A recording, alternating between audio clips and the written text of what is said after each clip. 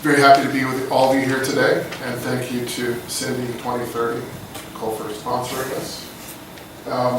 Lots to talk about, but I want to talk about engaging the organization, community, environment, and bottom line with energy, and make the case.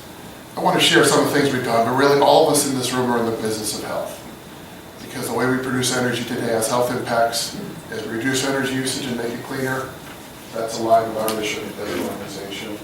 At the clinic, we're approaching our 100th anniversary. We started in 1921, a building just down the road. From our inception, we're a physician-led group. These are our 4 founding physicians, and their mission was educate the sick, investigate their problems, and educate those who serve. And really, we're in the mission of providing health and healthcare to ultimately, in our most recent year, almost 7 million outpatient visits, more than 200,000 hospital admissions, over 1,400 hospital beds, thousands of residents and people receiving medical education, and we have about 250 million in grant research going on. So it's a big, complex place. We're known for clinical excellence.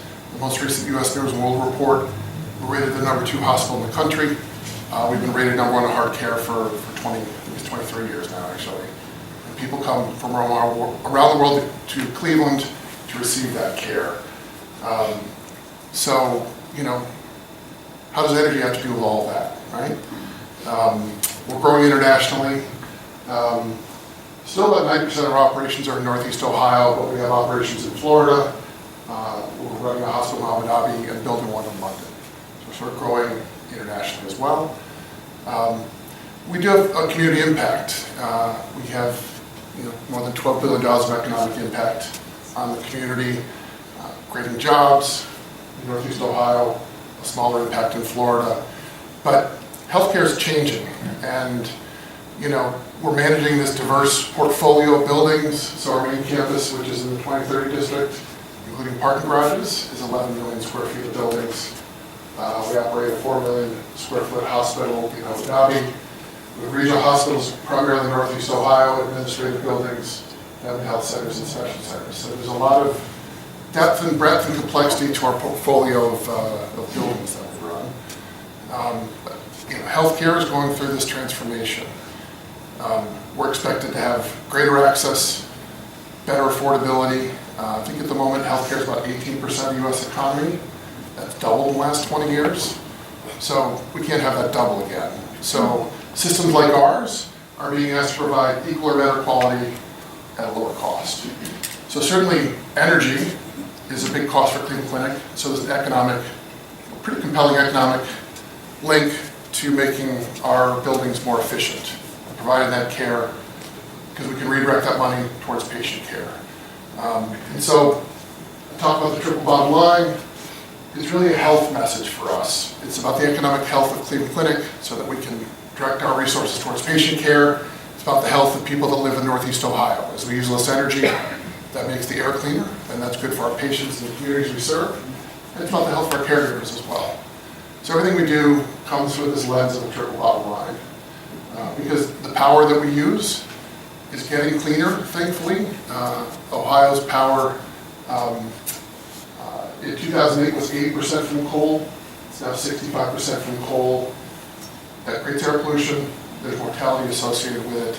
So as we use less energy, we're essentially making this region healthier. And that's a pretty compelling message. And we have physicians and nurses who understand this message, work with me, and talk about this in forums across the state and the country. So we made a commitment to reduce our energy usage. Our CEO, former CEO, Tony COSE, made this commitment in 2011, initially with the Better Buildings, which is coming into Cleveland. Fantastic opportunity for all of us to showcase great work taking place in Cleveland.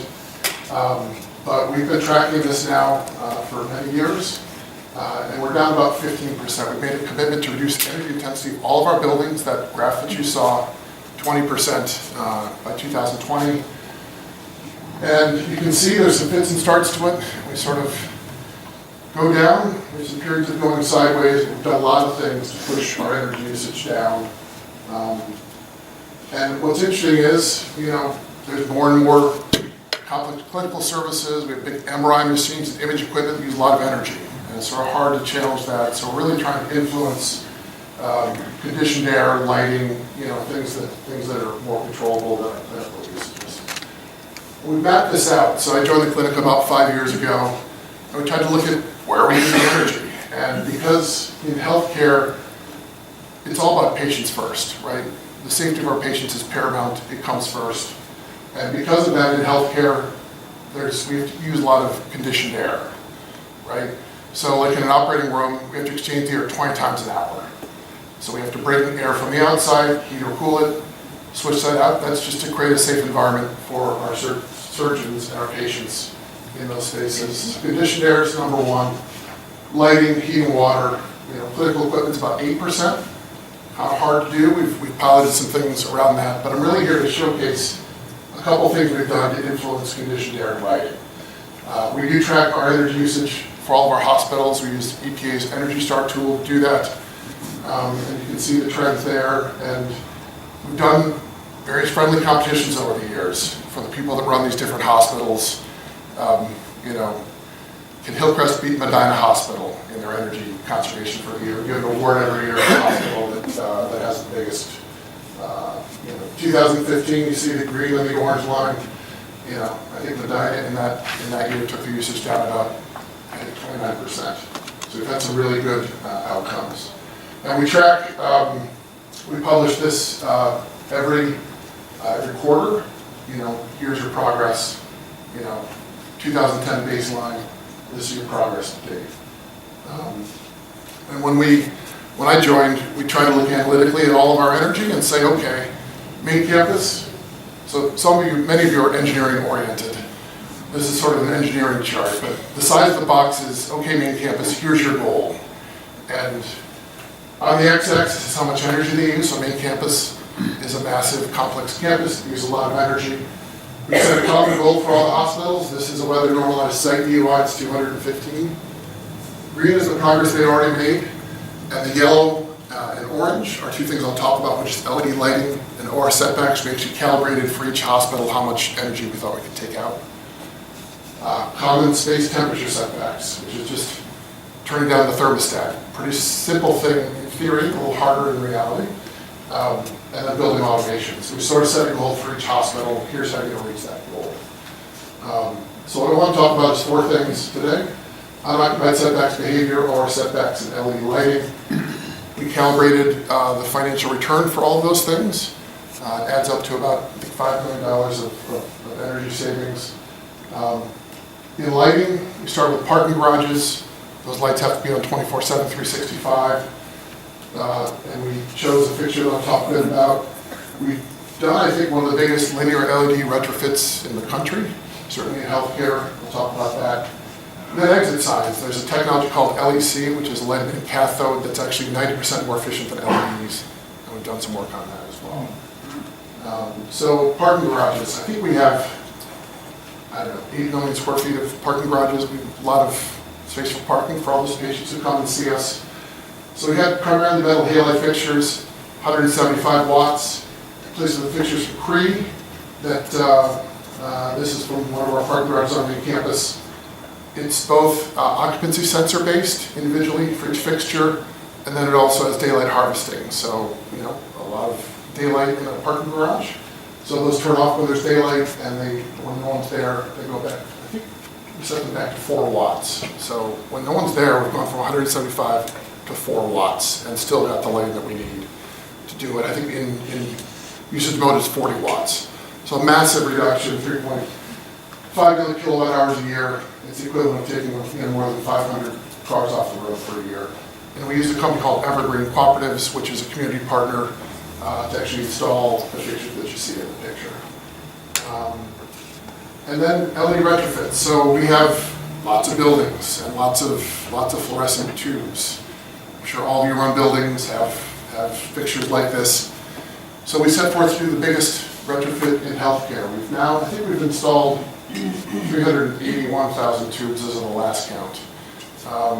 And these go, fluorescence, probably average 28 watts a tube, down to 13.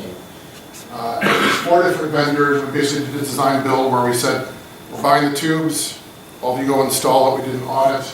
We used 2 diverse vendors. We did use Evergreen for our administrative campuses, LSI, which is a female-owned business, and those tubes were made actually locally. 2/3 of the tubes we installed were actually made in Solon, Ohio. So health is really the most important thing you can do to make someone healthy is to give them a job. If you look at the social determinants of health, having a job is actually the biggest thing that makes them healthy. Their behaviors are second. Healthcare is third, and actually 4th is the built environment, air quality, and the things that we work on. It's actually 10% of health outcomes relates to air quality and built environment quality. So we try to have this health impact on a triple-on basis on this project. So these retrofits are a big part of it, but it's also de-lamping. The LED lights actually have better light quality, so we've been able to just take some bulbs out because they actually provide better light. Put in lighting controls, and asked people, caregivers, to help us in that journey. So this is a sense of the impact of this project.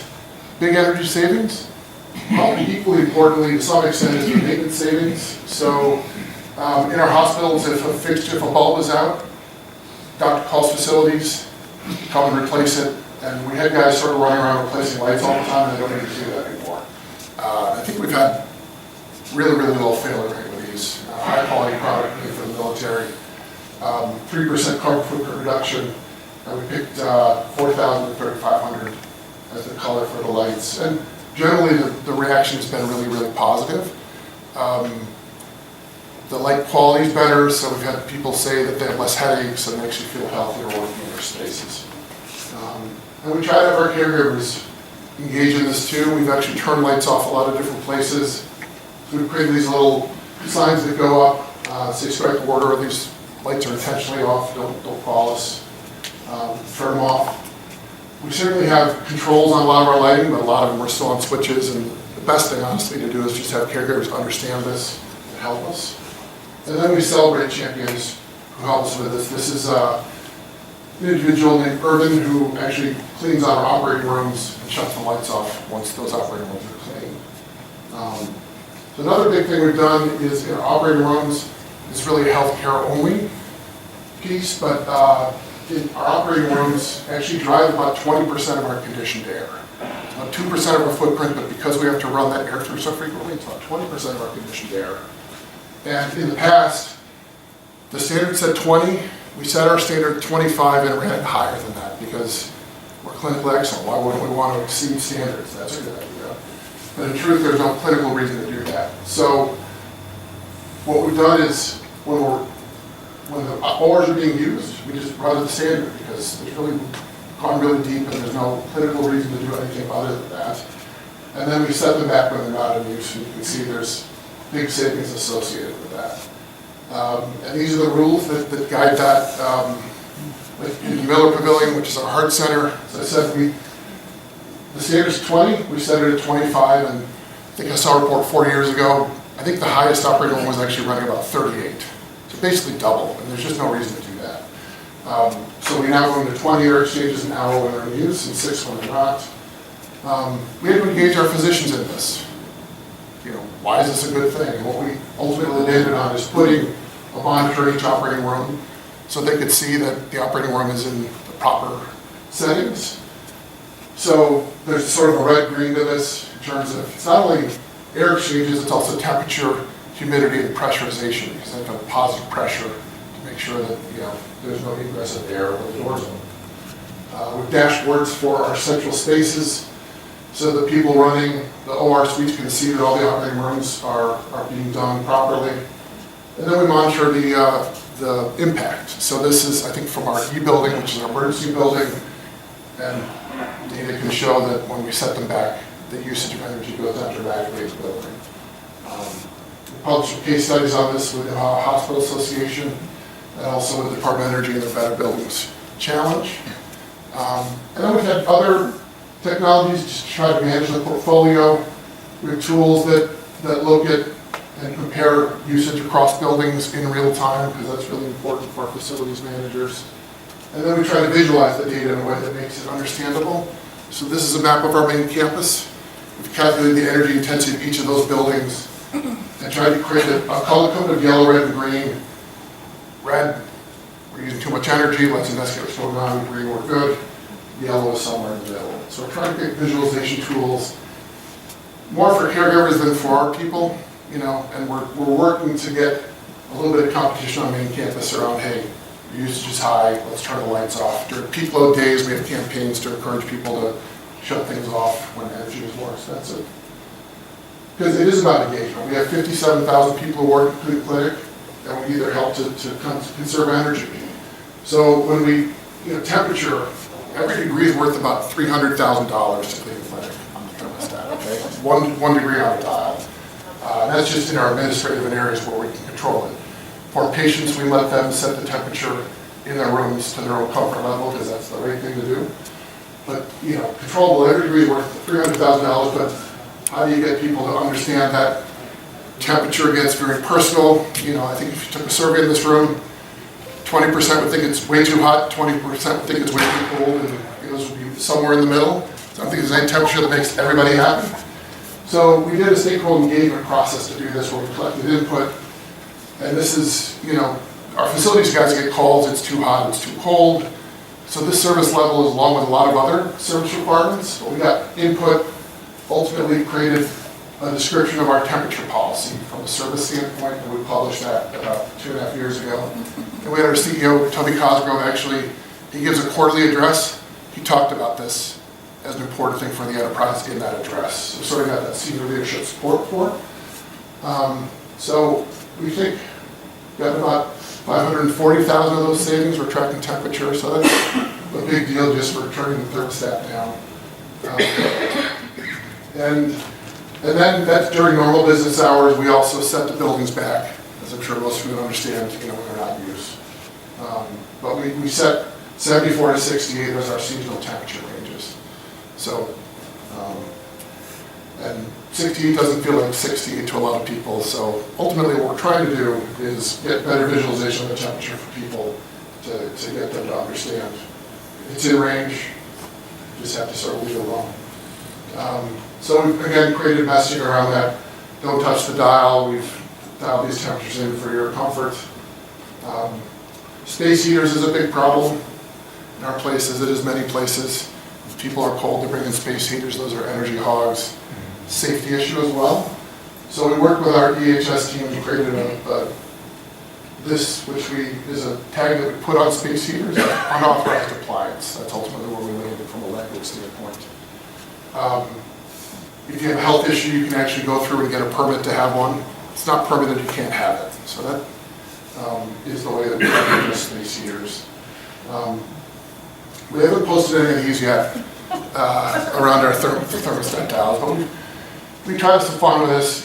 Some of the energy is fun, some of it's challenging, but when we link the work that we do to health, really most people are excited to help us, and they understand the economic impact, the health impact, and we have lots of really engaged green teams that become our champions, carrying the message on our hospital floors in the administrative spaces. And we have hospital presidents who post the energy every month because they just see it as an imperative. It affects their bottom line as well. So the other thing we've done to reinforce this is we created a training on energy. So hospitals are highly regulated. I think I probably take like 30 trainings a year through a computer environment. We did one for energy. We trained, I think it's close to 60,000 people now, actually. I didn't update the number, but every caregiver goes through training that talks about here's the goal, here's why it matters, here's the health impact, and here's what you can do to support us. And we do outreach events. So we educate our patients in the community on lots of topics. Earth Day celebration, which is a couple weeks away. These are some pictures of facilities guys talking about lights, OR setbacks, and then that's something from the lab event. So we just try to reach people a lot of different ways. So keys to success, stay on message, start with low-hanging fruit, build a business case for the people that control the person in the organization, get early wins, support the rollout. It's just constant work, and as one person on my team says, low-hanging fruit grows back. So when train people, they forget we got to go back and train them again, but we're making progress. We're all in the business of health here, so if not you, then who? This is our recruiting tool. And we've had actually a couple hospitals that create versions of this where they have, you know, all their presidents with these shirts on, and, you know, you guys are superheroes. Everyone in this room, we're all making a difference. And that's it. Any questions?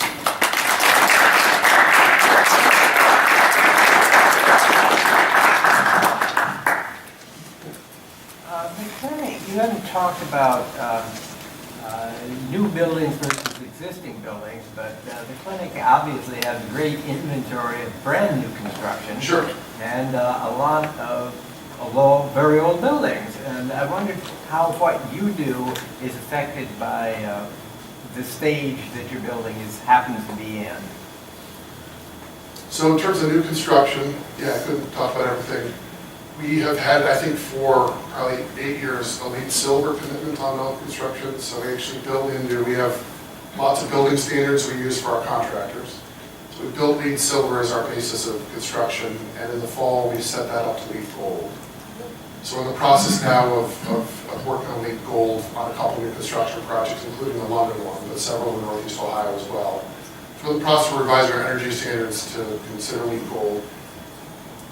Energy is, I think, about a quarter of the points in LEED, something like, I forget the exact number, but energy is a huge part of it. So we're needing to step up our energy game to meet those construction standards.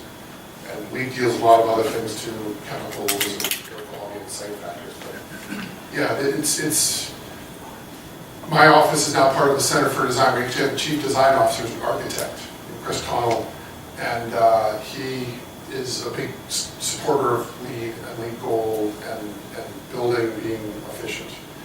It's not just about efficiency, it's making buildings smaller and more efficient and, you know, just a multidisciplinary approach to achieve that.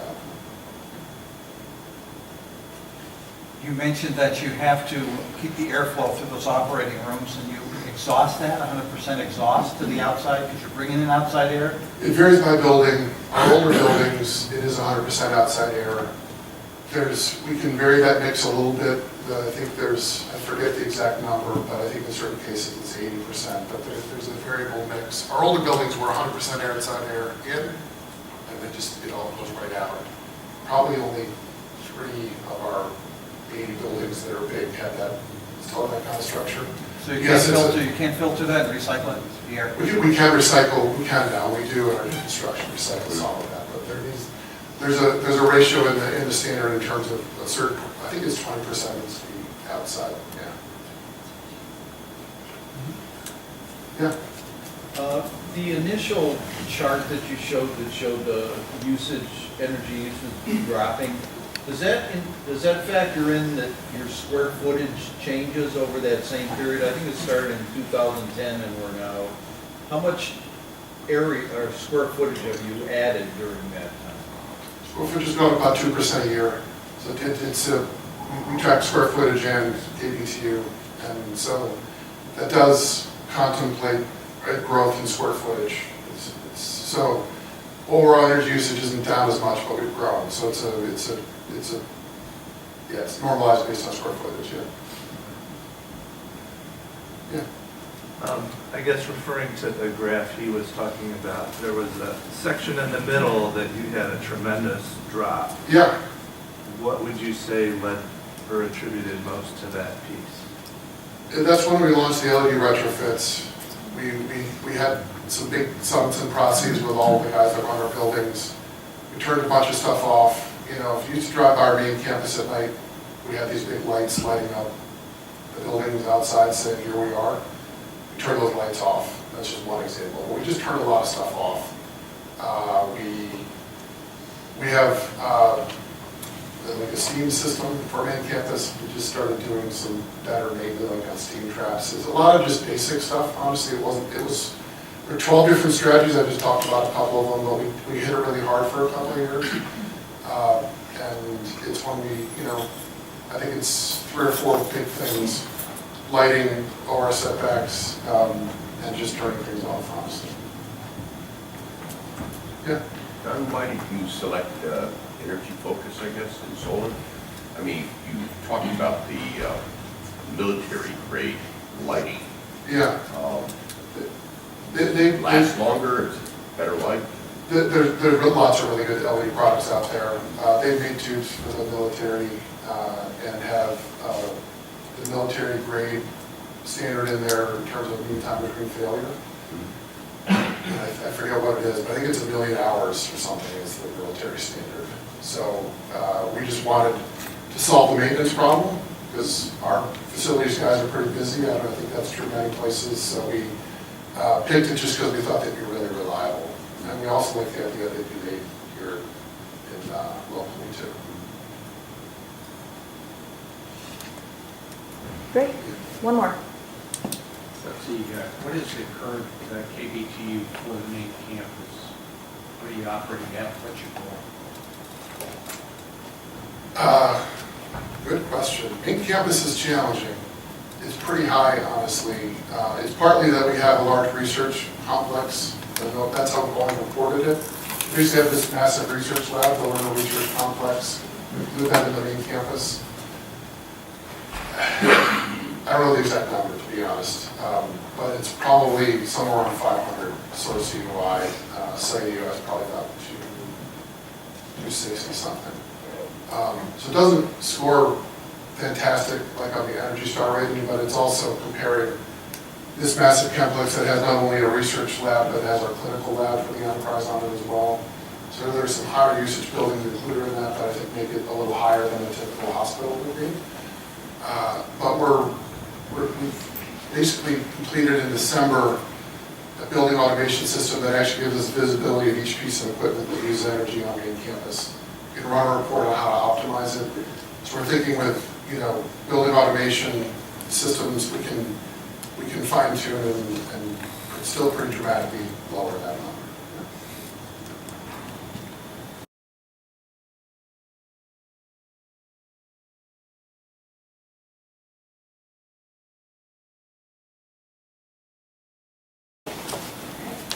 Good morning, everyone. All right, so I'm just going to go over a couple of the sewer district's recent energy efficiency projects.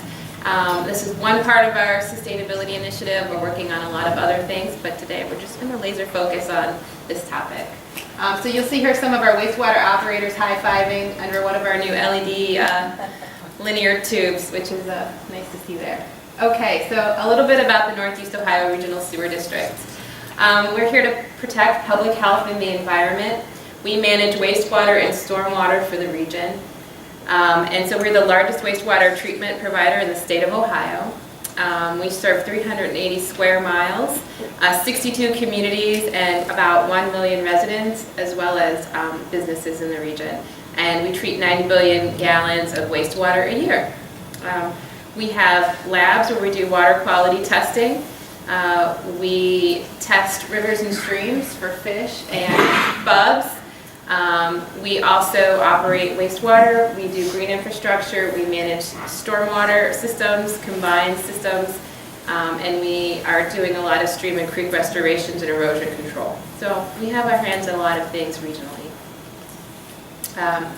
One thing that undergirds our commitment to energy efficiency is 2 years ago, we joined the Better Buildings Wastewater Innovation Accelerator. It's now called SWIFT, Sustainable Wastewater Infrastructure of the Future, and the FT is somewhere in the word future, so if you want to Google it, you have to Google SWIFT. It's a group of wastewater utilities that are developing their energy baselines and making a commitment to reduce by 5% their energy related to the processing and treatment of wastewater, creating an energy plan and then doing some of those actions within 18 months of the end of that 3-year period.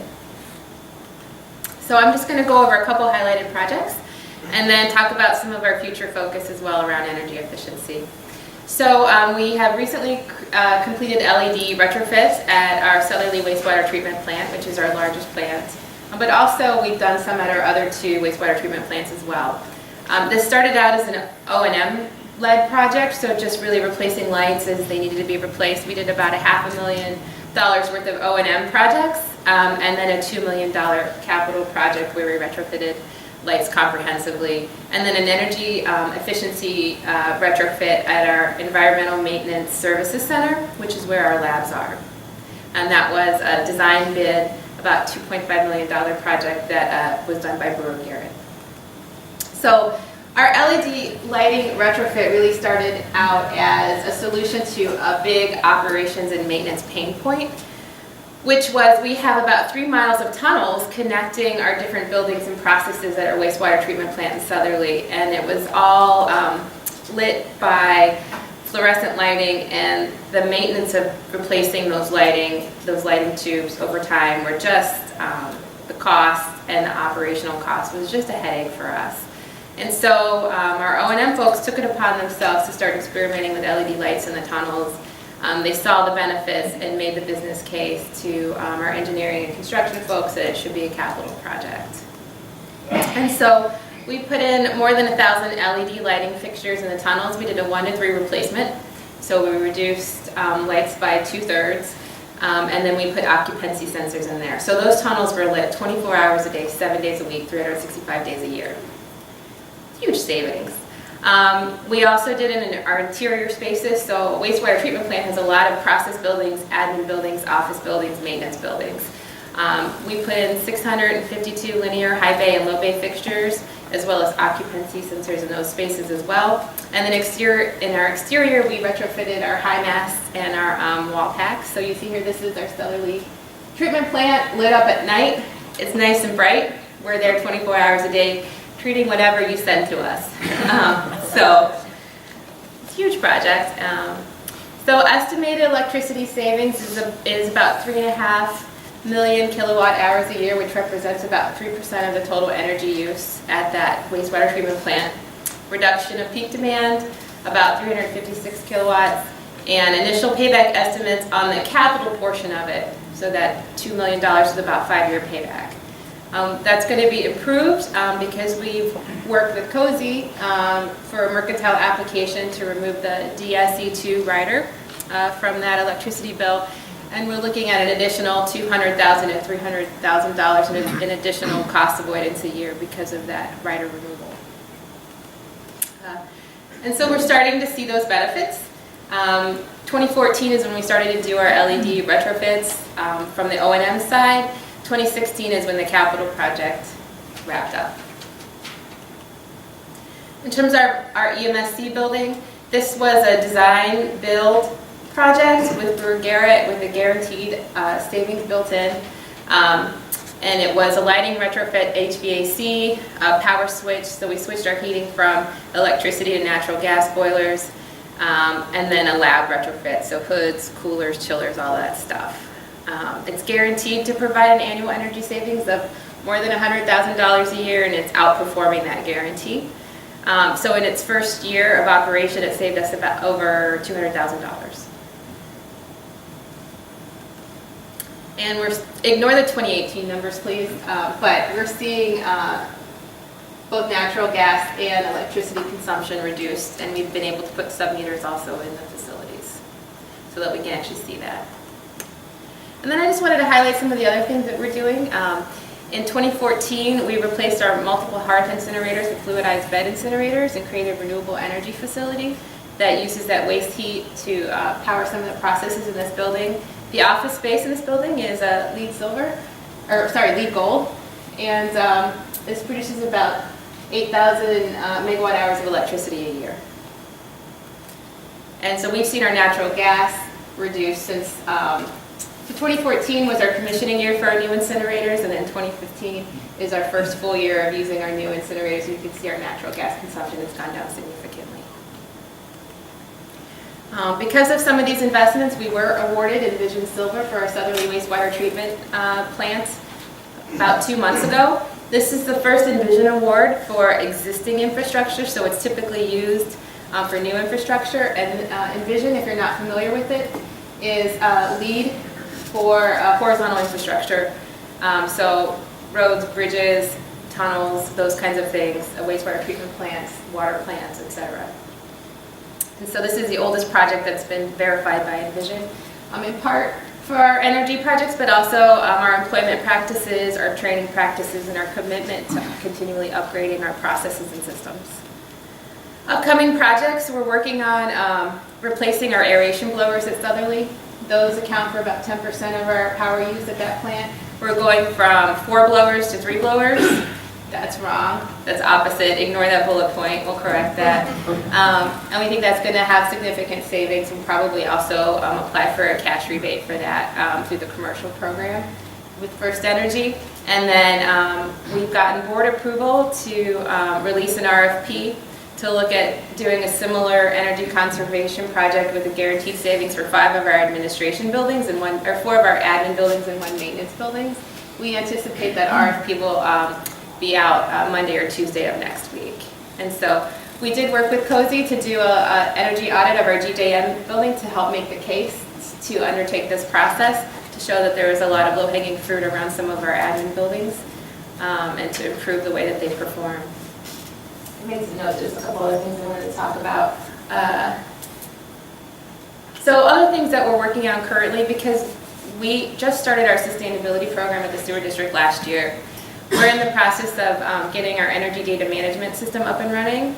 So by end of April, we'll be able to use that to better track cost avoidance and continue to make the business case for these kinds of investments, as well as to start to share our buildings and Energy Star portfolio manager. So working on that. We're also working on our comprehensive carbon footprint, scope 1, 2, and 3. That'll be done by the end of April, but preliminarily for our scope 1 and 2, we've reduced our footprint 10% since our 2014 baseline. So we're excited to see that trend. That's not been completely validated yet. Do not tweet that. I'll let you know when you can. And then the other thing I just wanted to let you know, from the stormwater management side, if you are a property owner or developer, we do offer green infrastructure grants through our GI grant program to help manage stormwater on site above what's required for regulatory compliance. So if you're interested in cisterns, green roofs, permeable pavement, that is another program that the sewer district runs, and if you get in touch with me, I can make sure that you talk to the right person at the sewer district. All right, thank you for your time.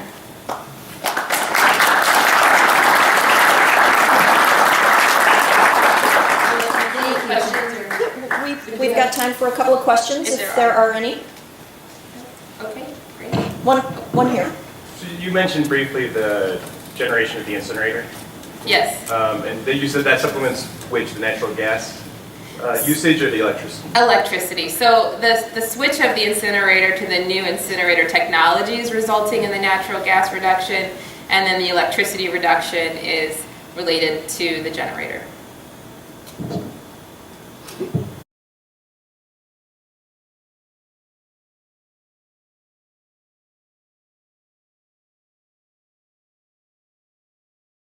And thanks for having me here today. As Cindy said, Air Force One, some of you know us, some of you don't. We function on a significant HVAC and building automation platform. But as a practical matter, we are out there crafting solutions and specifically green solutions for clients each and every day. And in terms of the hallmarks of our approach on a daily basis, it tends to be eyes wide open, customized and creative, and again, focused on both efficiency and cost savings in mission-critical environments.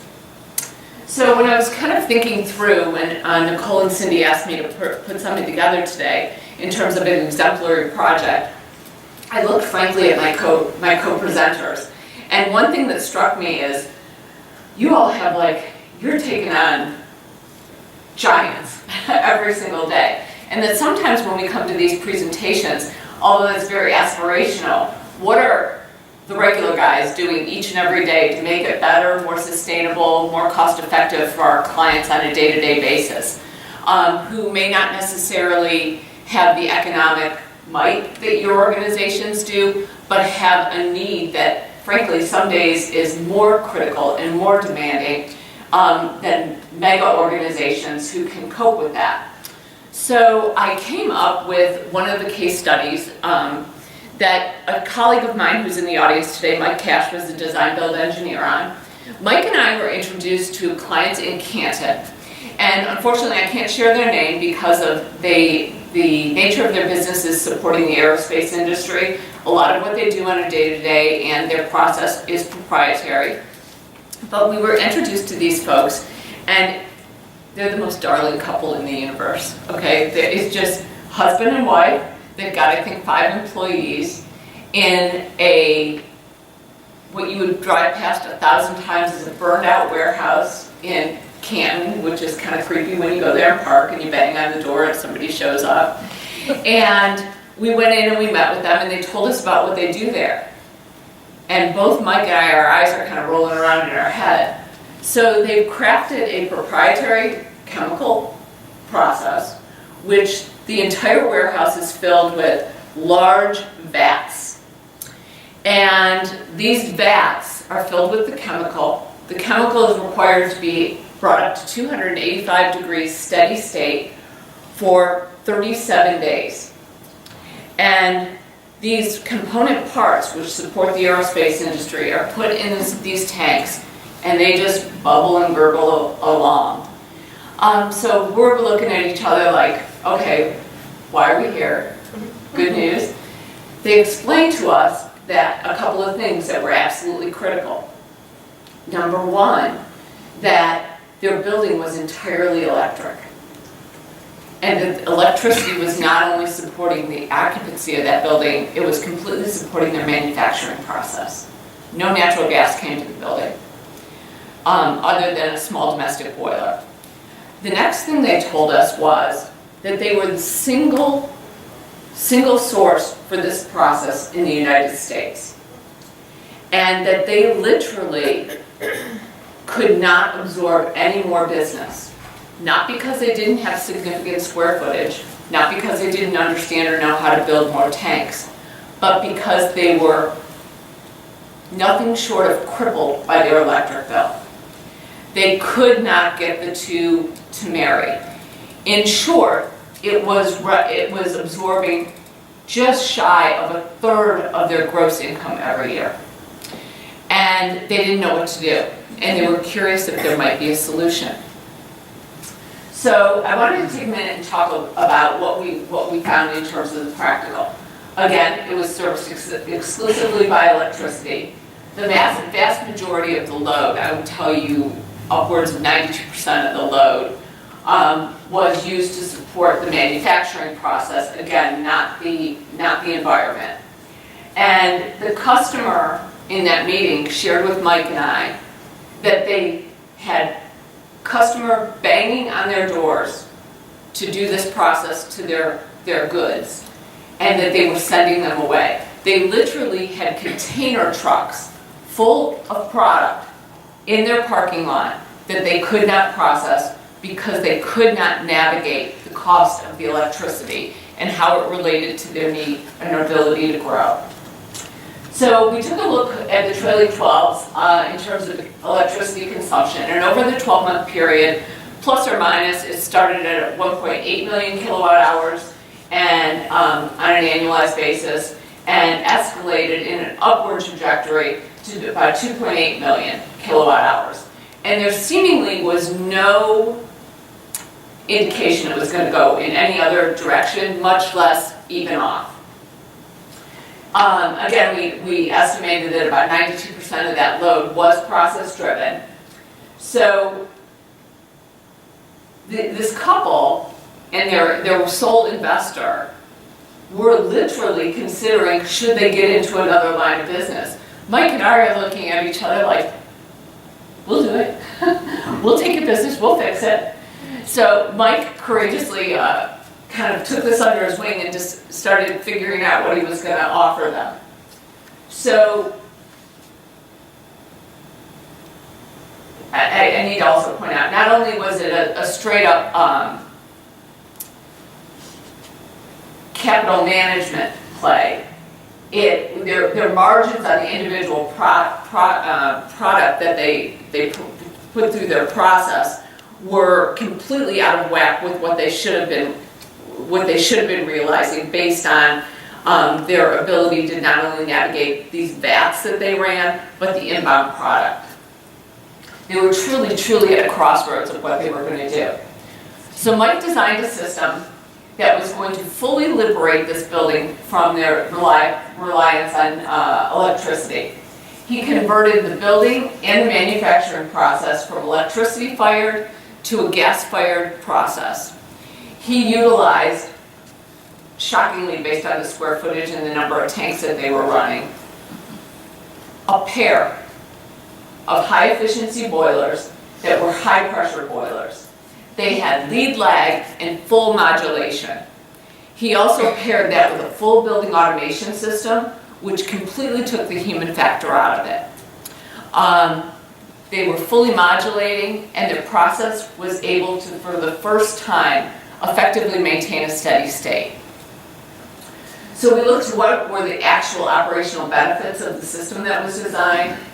Not only are they, for the first time in history, utilizing only the energy that they needed, but they were actually able to maintain a steady state. And one of the reasons why that's critically important was when these tanks were going for the 37-day process, if they had an inability to maintain that steady state for X amount of time, the whole batch was skunked. They had to drain the tanks, which was incredibly costly based on the dollar value of the chemicals, but also the lost time of their process because they had a fixed number of lines, if you will, running in each vat. They greatly reduced the time between, at the end of the 37 days, these tanks need to be drained down, the chemical either needs to be strained or replaced, refilled, and then brought back up to the 285 degrees. Prior to this process, that was taking in excess of 24 hours just to go through that round and round. Under the system that Mike designed, currently it's being drained, refilled, and brought back up to temperature between 5 and 6 hours. They also, by virtue of this system, are able to enjoy a vapor containment system, which obviously has huge environmental and personal health benefits, but has made it a much friendlier environment. Also cuts down on corrosion as well. And so to give you an understanding of what the real world impact for this couple, this business, and frankly the environment is, this new system, both boilers, utilizes a mere 362.8 MCF of gas each month, operating at full capacity. They're currently consuming, on the high end, 12% of their pre-project electricity consumption. And conservative estimates are putting them at a net gain, return directly to their bottom line of $194,145.60 a year.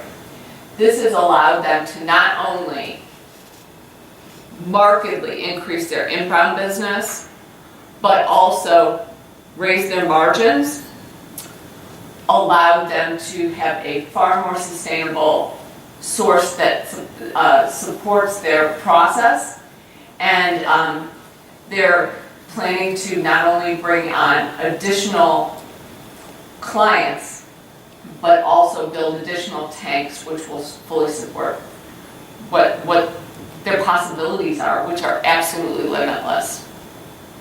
So if anybody has questions, I'd be happy to ask, and I know Mike would be happy to tell you a little bit more about your system. I think you mentioned it, but could you say again how much the cost of the investment was to get to that point? I didn't say that, and I would tell you it's just shy of $600,000, right, Mike? So the payback is Ridiculous. I think it was under 3 6 years months. It was less than that. It was Oh, really? literally less than that. I want to say it was right in line with the lighting retrofit. I think we averaged it out at about 1.3. Went to 1.3 or 1.6 years. Because remember, they're not only doing their reduction, they have additional inbound business coming in at a higher margin Okay. as well. Sure. Anyone else? Yes, sir. Could you draw for us the relationship between Air Force One and this particular project? In terms of our relationship, they're our client. They were referred to our So team. the product was being used by Air Force One or being distributed by it? No, it was a design build project. And Air Force One's role was to craft the project and to serve as the implementer. We didn't, and just, if I'm hearing you correctly, we're not the manufacturer of the product that was installed. Does that answer your question? Okay. Well, thanks for letting me be here today.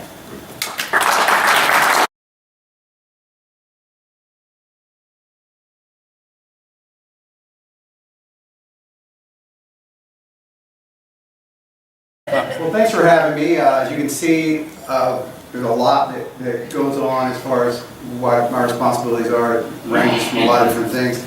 But one of the things I want to talk to you obviously about today is our sustainability efforts, and more specifically, some things that we have done as it relates to energy.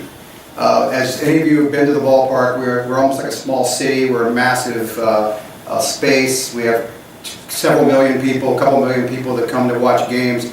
We generate a ton of trash. We burn a lot of energy. The lights are on constantly. There's a lot of things that we do that are contrary to what would be green and sustainable.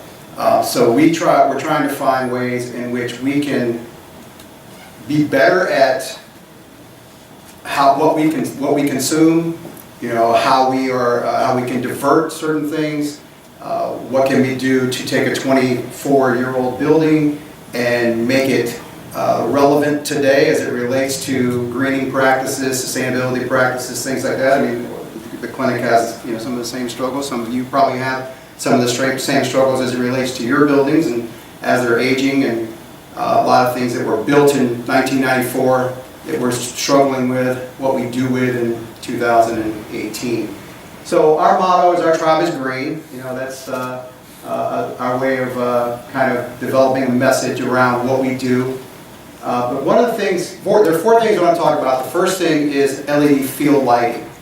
It's only been a couple of years ago that this technology actually came to play. A couple of companies started working through this, and when LED lights first came out, first thing is they'll never be able to make an LED light that'll be able to throw from several hundred feet in the air to a field and actually light a field sufficiently enough for baseball teams, basketball teams, football teams to play. Well, some companies actually put some things together and created a technology that did that. There were 4 major companies that we talked to at the beginning of this project. A couple of them had been in indoor stadiums. No one had really been outdoors, so we knew that we were kind of crossing over a threshold that was going to be a little different, a little challenging. A lot of teams were going through the same process at the same time, but we were on the cutting edge. There were a few teams, like I said, that had gone indoor. So we looked at our 674 metal halide lights that were lighting our field, and we talked to 4 companies. We chose a company that was out of Syracuse, New York, which actually has now been purchased by Eaton Corporation, called Ephesus Lighting. So they came in and replaced the 674 metal halide lights with 456 LED lights. So there's already a reduction there. So by this basic just reduction in that, and also the reduction in wattage, we figured or estimated that our efficiency, our reduction would be about 70% reduction in what was used for field lighting. So that's not complete overall what we use, but just in field lighting alone.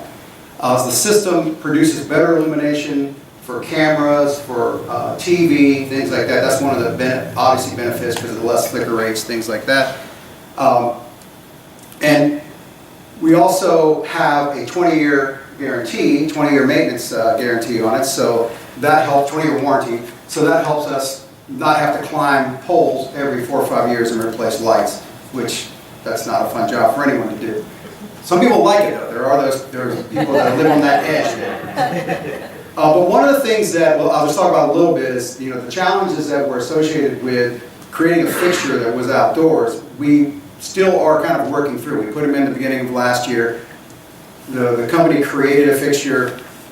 For some reason, that fixture wasn't waterproof as much as it should be, so we had some shortages and outages, and we had to run the lights more to keep them on, to test them. So we don't really have I can't give you a nice chart that says this is where we started and this is where we finished, because we don't really know, because it's hard to compare it, because we had to run the lights a lot more, and we're still working through some of the kinks that were associated with the new system. But we're very satisfied with the system. When it's on, it works great. You can tell the difference. You definitely use less, you can use less lights. The greatest thing about LED lights, you can turn it, you don't have to go 100%. We can go at 70%, 65%, and still be MLB standards.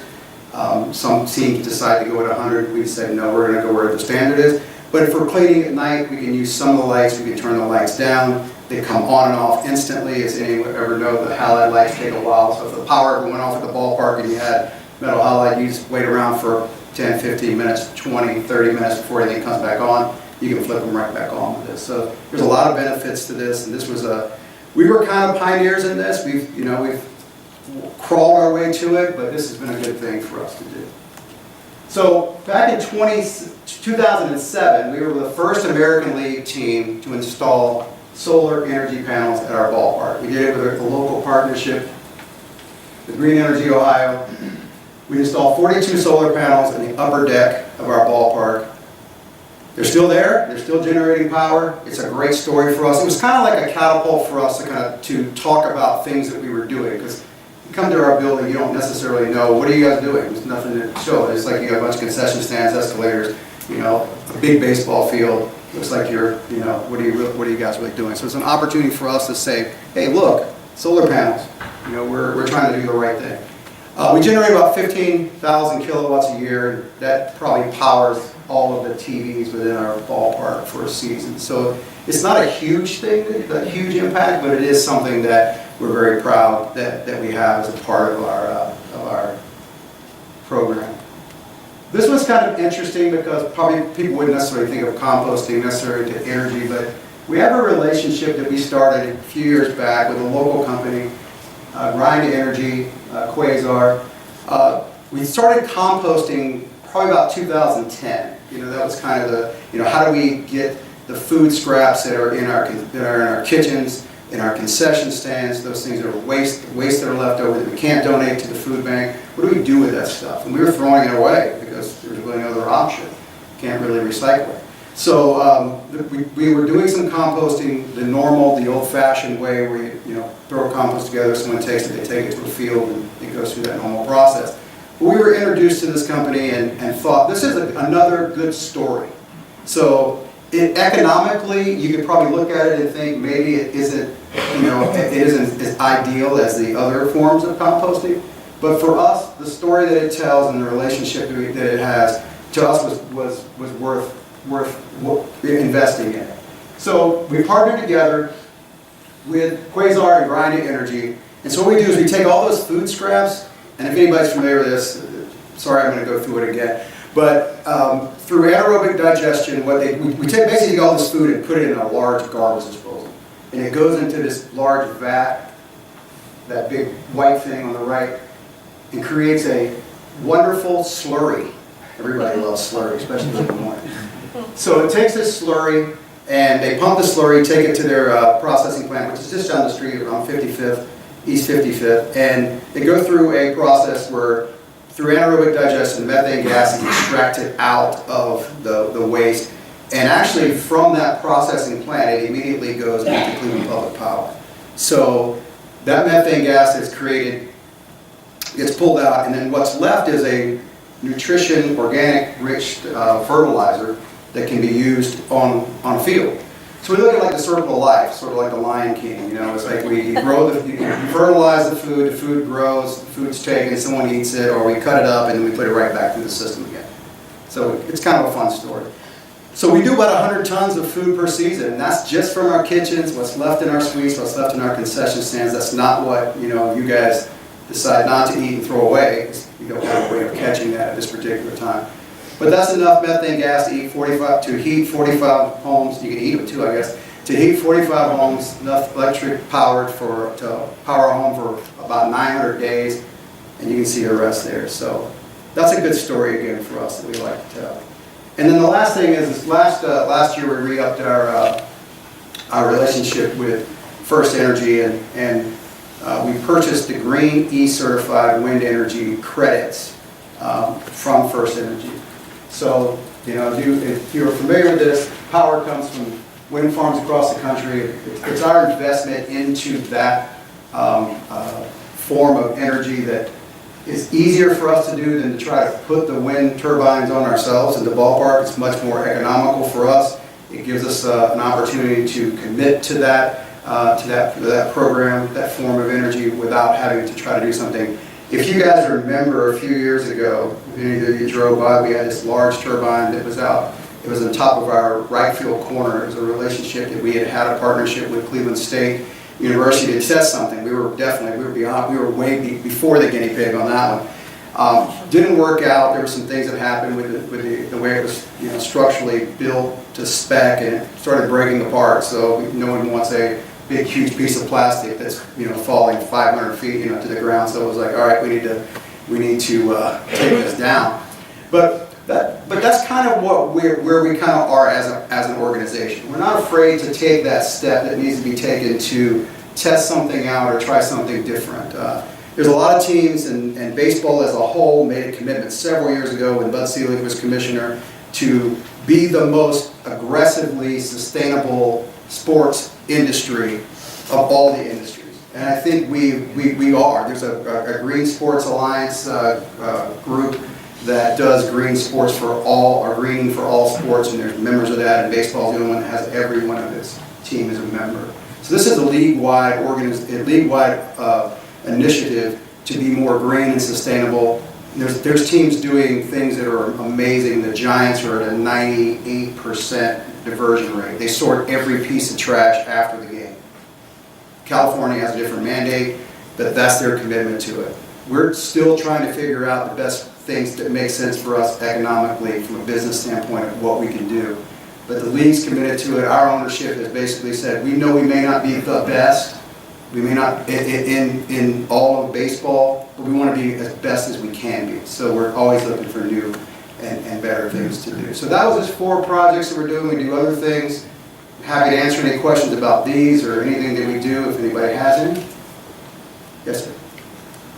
When you changed over to LED lighting, did you have to require that the cameras that record the games, did they have to change any settings in the way they recorded or showed the TV cameras? They didn't, because we were actually behind. Their technology was ahead of ours.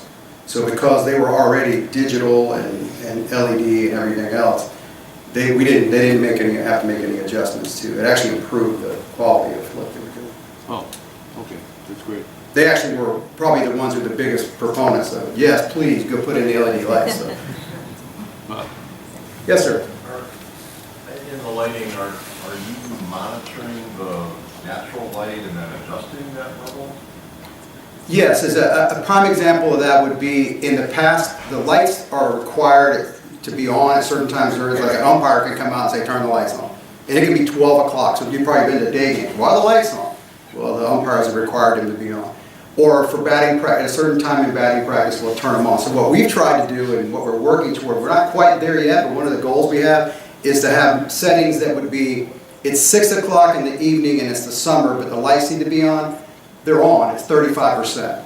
And as the time goes on and gradually gets darker, we can go to different settings so that it's 35 at one point, 50 at another, and it ends up at 75. So that's kind of where we're thinking. Is that your question? Yeah, and one follow-up question. Can you also monitor who's up and, if it's the Yankees, you can dim the lights?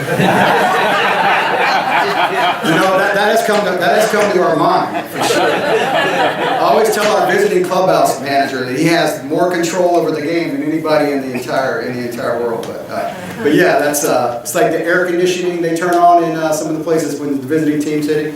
But yeah, that's a good point. We'll have to write that down. Anybody else? Yes, sir.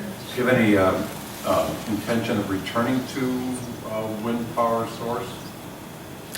Yeah, we're in the process. We're trying to explore everything. So I think we're looking at the potential of expanding our solar, wind. Obviously, I mean we've got a massive facility there, and I think of wind turbines being inside of the light towers or somewhere on the roof. I mean the Eagles have wind turbines all around the top of their stadium. So there's opportunities there. I think for us to make it make sense financially, there's got to be either some sort of grant or partnership or something that can help us kind of take that first step. But yeah, we're interested in basically anything that's out there. We looked at cisterns a couple years ago with the sewer district. We just couldn't figure out the best location for it that made sense, because all we have, you know, with our concourses, we don't have a lot of space, so we're 25 years old, so we're trying to, you know, refit all the, because what we really want to do is take all of the rainwater or wash that we had that was in the facility, because it's massive, and have all those drains go into some sort of source that we could treat and reuse. So there was a lot that was into that. So we had a good relationship. We applied for a grant, didn't quite get it, but the reasons why were understandable. So I think for us, it's just continuing to work through that. We have a player's lot that's over on the third base side. You know, we're looking at potentially renovating next year. One of the things we're thinking about, can we put a large cistern underneath that so it collects the water, and we take that and do something with it. So our minds are turning constantly. You know, it's just a matter of what we can actually take on next. Anybody else? Well, thank you.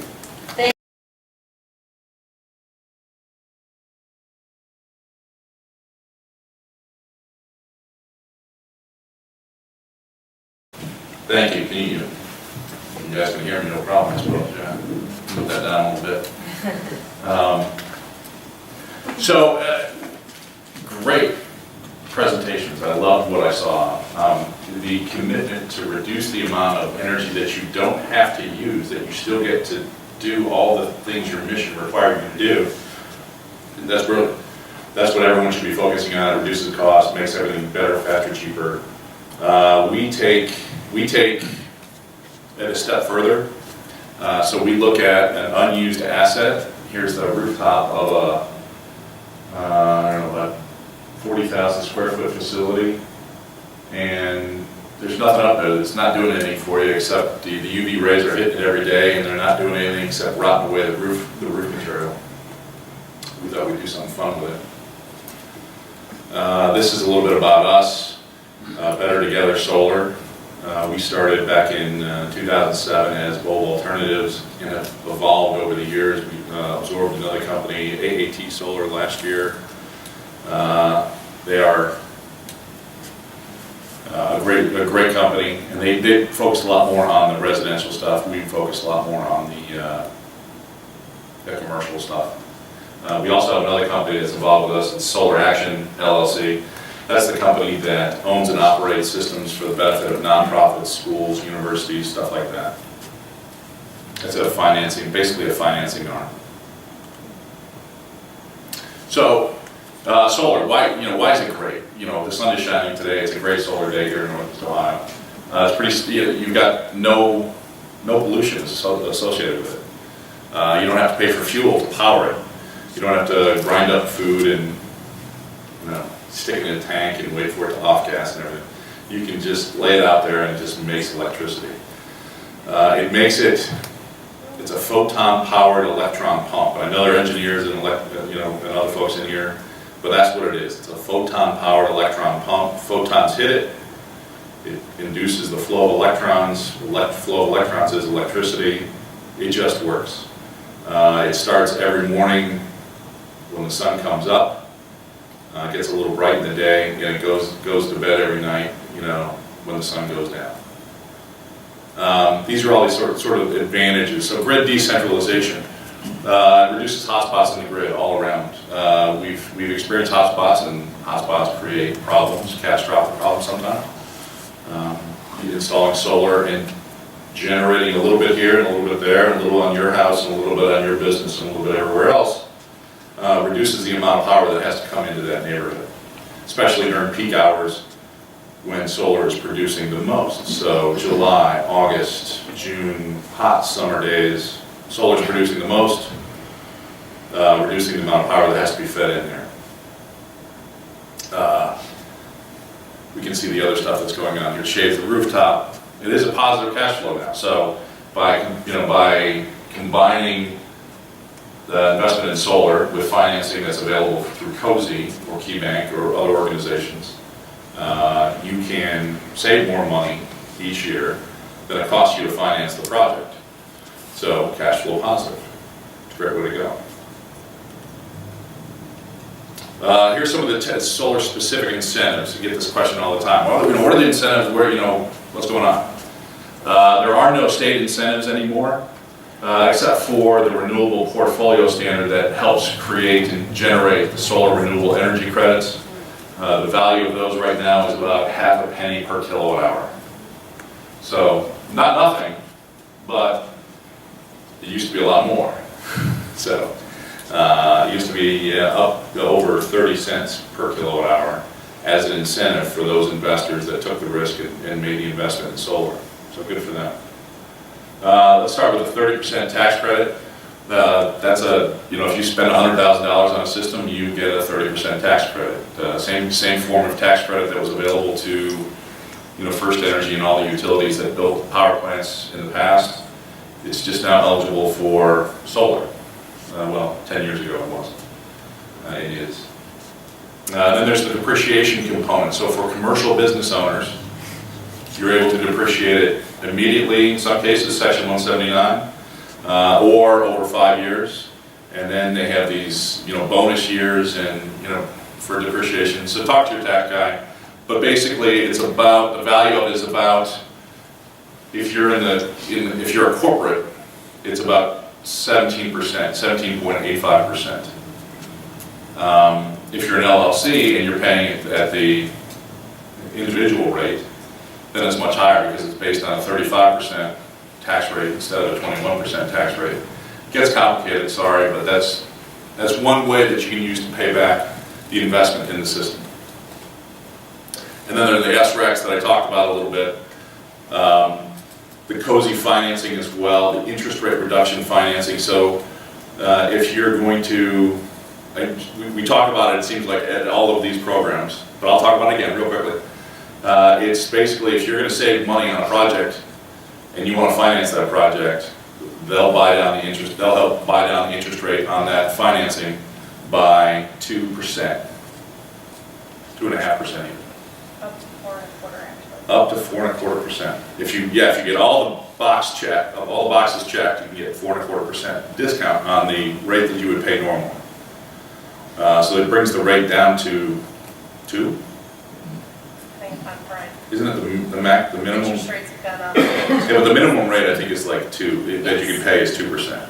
So after you buy everything down, the minimum you can pay is 2%, which helps you, again, hit that cash flow positive. You're saving more each year than it's costing you to finance that project. And knowing full well that you're going to be saving more for many years. Let's talk about a project nearby. This is about 20 blocks away. This was put in 2010. It's fairly small, but to the point earlier, it's a 30 kW system, but that's probably appropriate for most small businesses and most mid-market commercial building owners in the Cleveland area. It's not the Cleveland Clinic. 30 kW could probably fit on the administrative building for Cleveland Indians. Something like that. Generates about 35,000 kilowatt hours per year. Now, I say about, and I can tell you exactly what it's made. It has produced 33,000 kilowatt hours, and then 37,000 kilowatt hours, then 34, and then 36, and then 35, and then 34. So it's right in a consistent band. But it's always going to be right in the same sweet spot right there, right around 35,000 kilowatt hours a year. We used REC modules on this. Is there somebody from Robusys here? Thank you, Robusys. Robusys helped engineer a power manufacturing facility in Singapore. They're from Aurora. And they helped build a plant for REC in Singapore. Mostly automated. I think they operate that whole facility with like 100 people on the floor. And they made these REC modules that we installed down the street. We use N-phase microinverters because they are shade tolerant. There's a giant smokestack in this facility, and the shadow from that smokestack sweeps over the array every day. And even with that shade, we're still getting, again, 35,000 kilowatt hours a year because, you know, we use good stuff. That's a picture of what it looks like. Fairly small. It's good size.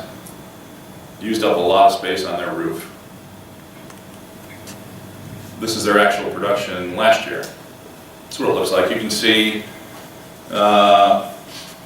February, snow. Snow sits on the array, covers the array, doesn't generate electricity. Don't go up there and blow it off. You're going to waste more energy blowing the snow off. And then as soon as you blow the snow off, it's either going to snow again or it's going to get cloudy again, and you're going to be sad. So just, you know, just leave it alone. The sun isn't very high in the sky at that time of year anyway, so it's unlikely you're going to get a lot of power. But it's fun to get power in the middle of winter. And then in the summer, you know. There you go, 7 years. Kind of boring. Ba-boom, ba-boom, ba-boom, ba-boom. Same every year. Boring, consistent, rugged, reliable power production.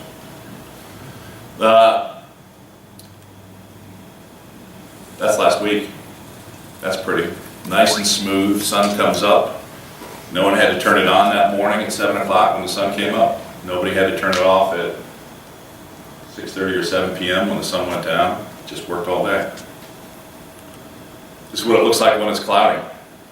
So not as pretty and not as much production, but as we calculus people know, it's all about the area under the curve. That all adds up. Let's take a look at the finances for something like this. We updated it today to today's numbers. That system paid itself off. Like they say, when's the best time to install solar? It's like 5 years ago. It's already paid off. This one, using today's numbers, assuming they're a corporate entity, not an LLC, that owns the property. And a lot of times corporate property is owned by an LLC. System cost is about $60,000. And if you look at how much it's going to generate over its 30-year lifetime, which is about, I forget the number, 962,000 something, 862,500, I think is the number. You get to about 6.2 cents per kilowatt hour. So you're prepaying 6.2 cents per kilowatt hour for electricity for the next 30 years. You get the tax credit, which takes off about another 1.8 cents per kilowatt hour. You get the benefit of the Section 179 expensibility of the system. That drops it by about another 1.1 cents. Your total after benefits and after incentives expense is about $31,290. 3.3 cents per kilowatt hour, fully loaded, delivered to your facility. That's a nice hedge against rising electricity costs. And we're seeing, pretty, I don't know if you guys have looked at your bills lately, but there's a lot of extra stuff on there, smaller print and more line items. And it all adds up. We're seeing about 20% increase. And granted, that's only a couple pennies, If you're going from 10 to 12 cents or 11 to 13 cents, we still have pretty inexpensive electricity here. But it's not going to stop. What are the rules of thumb? I always get this question. Like, I have a building, I have, a certain amount of space, what can I do?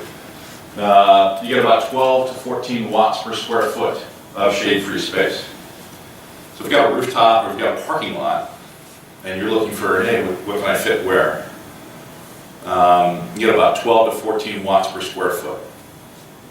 You get about 1.1, the actual number I think is, according to the Calvin and Pabst example, is 1.135 kilowatt hours per watt installed here in Cleveland.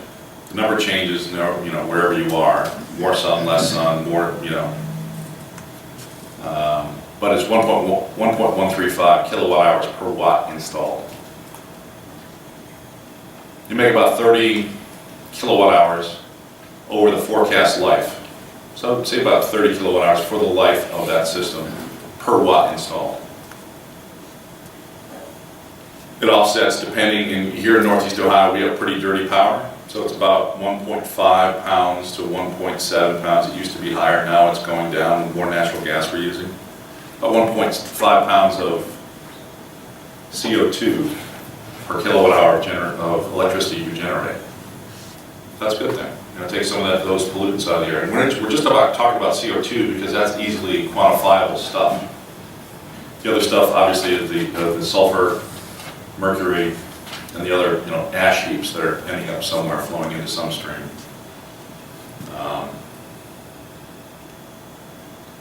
Cost right now is about between $1.50 and $2.50 per watt installed.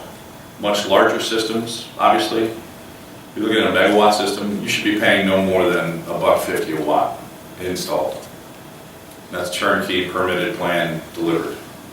If you're paying more from that, please come talk to me. I will be happy to do it for you for the ridiculous rate of $1.50 a watt. Smaller systems, residential type systems, you got to go through the same amount of planning and permitting. You just install less. It's about $2.50 a watt for a residential system.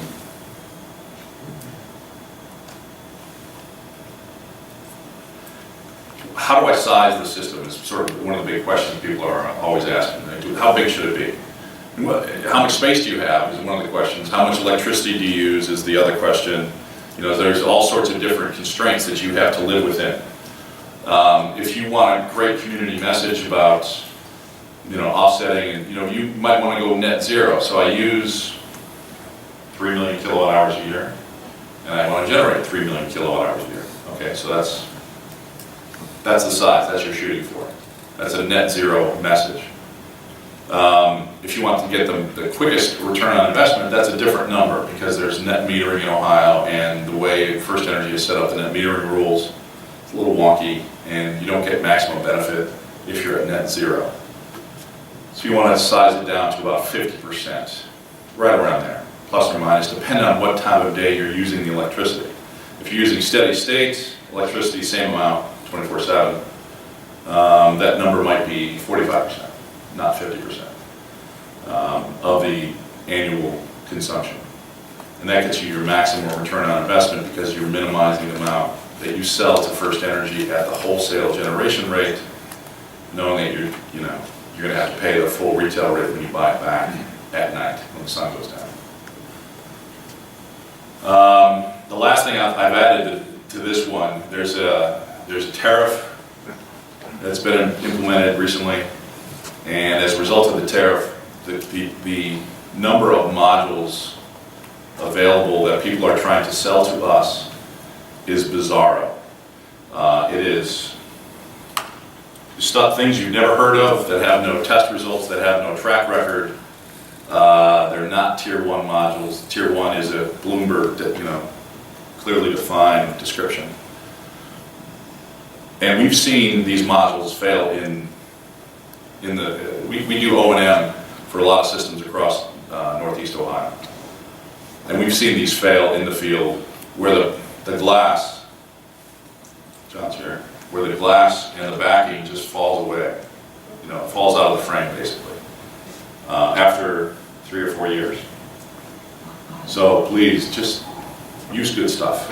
It's worth it. It's really worth it. And the last little item here is production by month of volume. So May, June, July, August, you're generating most of your electricity. December, January, 6, 7%, 8% of your annual. So just keep in mind, not very much in the winter, a lot in the summer. That's where it goes. Any questions on this one so far? And here's just some pictures of some of the stuff that we've done around, just to get the creative juices flowing. Near West Theater over on the west side, very highly, really nice. Started out design as a passive house design for a theater, first passive house design for a theater in the world. Didn't quite make it there because of some engineering difficulties. Opening the door once a day, leaving the doors open, and just all the cast coming in, and then turning the hot lights on, and then it's a very difficult challenge. But they're about at net zero from an electricity usage perspective. It's a great message. Here's Baldwin Wallace University, the Center for Innovation and Growth. It's just laying up there on an unused roof, you know, making clean electricity for Baldwin Wallace University. When was that installed? That's a good question. 2013. 2013. Maybe 2014. Cleveland Zoo, their Circle of Life. It's a nice little 25 kW. Runs the carousel basically. All that power gets sucked into the grid, you know, for the zoo to use. But you know, it makes enough power each year to power the carousel. And here's one out in Hudson, Fortec Medical. It's about a 200 kW project.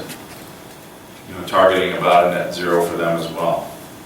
They're integrating a lot of the building management systems that we've heard about already in order to plan the time of day use for the electricity, so that they're managing it in a smart fashion.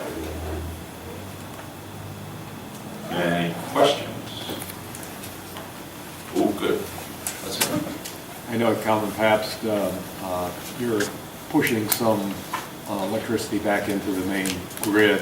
Is that part of the cost benefit to reduce the initial cost of the installation? The Calvin Pabst program, it is net metered. That Sunday slide I showed, that was the March 18th was a Sunday. So gorgeous solar production. Some of that probably went back to the grid. But that building is temperature controlled because of what they do. They've got servers, and it is temperature controlled 7 days a week. So I don't know how much actually went back to the grid that day, and we didn't install a consumption meter on that system either. So I don't know the answer whether they did that day or not. They are in the sweet spot for payback though. So they are less than 50% of their usage comes from that solar array. Okay. Does that answer your question? Yeah. Okay. Yeah. Oh, well, one other quick question. Is there I guess, an optimum minimum square footage that you would like to have to install solar panels on a roof system such that it's a reasonable amount of 5-7 year payback? That's a good question. I would say we probably target 15 kW, so 15,000 watts. What does that divide that by? So get that to about 1,000 square feet. So minimum 1,000, probably more. It also, but if you're on that size of a roof service, you're probably paying more for electricity. Yeah, we've seen customers like that, or even larger, just recently. You know, they're paying 17 to 19 cents a kilowatt hour. You know, so that's a faster payback when you're paying more for electricity. And that was for a 40 kW system. From the standpoint, once you put your array up on the roof, if you've got to maintain that roof, sure. What's required? Do you have to come in and pull all those off for the roofer to do his thing and put them all back on? Yeah. We work with roofers all the time because they help us do the installation in the first place. We like to put them on new roofs anyway, or new-ish roofs. So something with a 15 to 20 year lifespan left on it anyway. So that would be my recommendation to the customer. They can do whatever they want.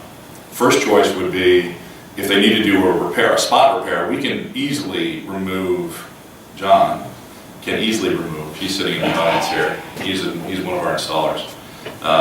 We can easily remove 1, 2, 3, or 4 modules, unbolt them, set them aside, the roofers come in, do the repair, and then we reassemble it. That's not a problem. If you want to re-roof, our first choice would be, hey, why don't we remove half, you can re-roof this half, and then we'll shift everything over there. Worst choice is take everything off the roof, store it on the ground, re-roof, then bring it all back up onto the roof, and then reinstall. So, but we do it, and it's happened, and we're doing it right now, so. Could you talk a little bit about the effect of the exuberance of our current administration and putting tariff on Yeah. imported panels? Yeah. I've heard people say, big investors and developers, I've heard them swear that they're never going to use Solar World or Soneva panel ever again. And they were big users. Those were the two companies that filed the suit that led to the whole tariff issue in the first place. Which is too bad. Solar World has made some really good modules. We've used a lot of their modules. They're made in America, made in Oregon, which is too bad. They're not going to make more modules as a result of the tariff. They're going to charge more for the modules they sell. We're not going to build more industry. There's one or two, little small companies that aren't tier 1 that have talked about maybe building in the United States. I don't know. It's not a fan. And then on top of that, everything else around it is made of aluminum and steel. So we got tariff on top of tariff to make the situation worse. Are you starting to see any play with respect to microgrids and using bidirectional inverters? Are you starting to see that as? I see a lot of questions about that. It doesn't make a lot of sense here in Ohio based on the pricing and the metering schemes that are put forward by the utilities here. So it's not going to pencil out from that perspective. If you go to New York, for sure, microgrids are popping there because New York is promoting it, and so incentivizing that. And while they did that, they attracted Panasonic and Tesla and everyone into their state as economic development engines. Please, if anyone here is in politics, you talk to the folks in Ohio. Get the word out. Get their jobs here. It's a real thing. Do you have any experience working with historic districts in terms of getting past a permitting process? Yes. And what we've, like the pictures we're looking at here, you can't see that from the road. That was in Hudson, and they made sure they would have had to request a variance if you could see it from the road, and no, you cannot see it from the road, which is too bad. It's pretty. You can't really see that from the road. You'd have to stand on your tippy toes on Detroit in order to see that. Yeah, but I'm talking about like historic homes that are already historic. Oh, I'm talking about a home? Well. Or a building. So we've had a conversation with a building 10 blocks from here. Very large building, big, gorgeous flat roof. We got preliminary approval from the historic landmarks to put solar up there. And that wasn't a problem. The issue is, can you see it? Right. Does it change the nature of the building? And, an empty rooftop doesn't change that. Well, we're in University Circle on Magnolia Drive, which recently has become a historic district. Yeah. And we're in two old mansions, and we're going to be joining them together.